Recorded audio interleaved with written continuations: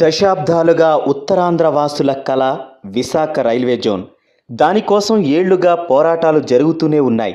చివరికి రాష్ట్ర విభజన చేస్తూ ఏపీకి ఇచ్చిన హామీల్లో దానిని కూడా చేర్చారు. ఇక కల సాకారం అవుతుందనే అనుకున్నారు.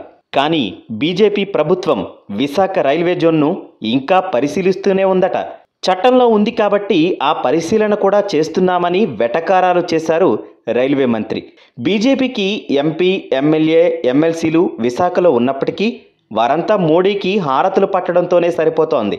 దీంతో రైల్వే జోన్ అనేది సుదూర స్వప్నంగా మారిపోతోంది. ఇప్పుడు కాకపోతే ఇంకెప్పుడు సాధ్యం కాదన్న రీతిలో Srikakulam MP Rammohan Naidu railway zone కోసం పోరాటం చేయబోతున్నట్లు ప్రచారం జరుగుతోంది. కింజరపు ఎర్రంనాయుడు వారసుడిగా రాజకీయాల్లోకి వచ్చిన రామ్మోహన్ నాయుడు 4 ఏళ్లలోనే తండ్రిని మరిపించారు. ఇప్పుడు రామ్మోహన్ నాయుడు తండ్రి ఎర్రన్నాయుడు అని చెప్పుకునేలా రాజకీయ పరిణితి సాధించారు. ప్రజలకు అందుబాటులో ఉండటమే కాదు, పోరాటాల విషయంలోనూ ఎప్పుడూ వెనుకడుగు వేయలేదు. ఇప్పుడు ఉత్తరాంధ్ర వాసుల కల రైల్వే జోన్ నెరవేర్చే విషయంలోనూ రామ్మోహన్ నాయుడు అంతే ధీమాగా పోరాటం చేయబోతున్నారు. ఆయన ఆమరణ దీక్షకు కూర్చునేందుకు సిద్ధమవుతున్నారు.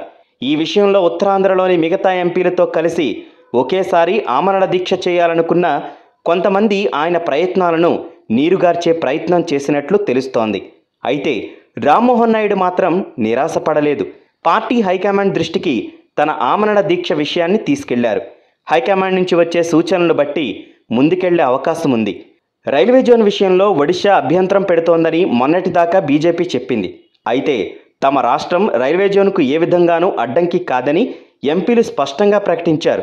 ఒడిశాలో ఉన్న రైల్వే డివిజన్లను మినహాయించి ఏపీలో ఉన్న డివిజన్లతోనే కేంద్రం రైల్వే జోన్ ప్రకటించబోతోందని వార్తలు వచ్చాయి. కానీ ఇప్పుడు పూర్తిగా యూటర్న్ తీసుకున్నారు. దానికి విభజన చట్టాన్ని అడ్డుపెట్టుకుంటున్నారు. పరిశీలిస్తూనే ఉన్నామని చెబుతున్నారు. ఎంతకాలం పరిశీలిస్తారో చూస్తామని ఇప్పుడు రామ్మోహన్ నాయుడు రంగంలోకి దిగుతున్నారు. ఇతర ఉత్తరాంధ్ర ఎంపీలు కలిసి వచ్చినా రాకపోయినా ప్రజలంతా ఆయనతో ఉంటారు. రైల్వే జోన్ కల సాకారమయ్యే వరకు జరిగే పోరాటంలో రామ్మోహన్ నాయుడుకు అండగా ఉంటారు. ఈ వీడియో మీకు నచ్చినట్టయితే లైక్ చేయండి, షేర్ చేయండి. మరిన్ని ఇంట్రెస్టింగ్ వీడియోస్ చూడడానికి మా ఛానల్ కు తప్పక సబ్స్క్రైబ్ అవ్వండి.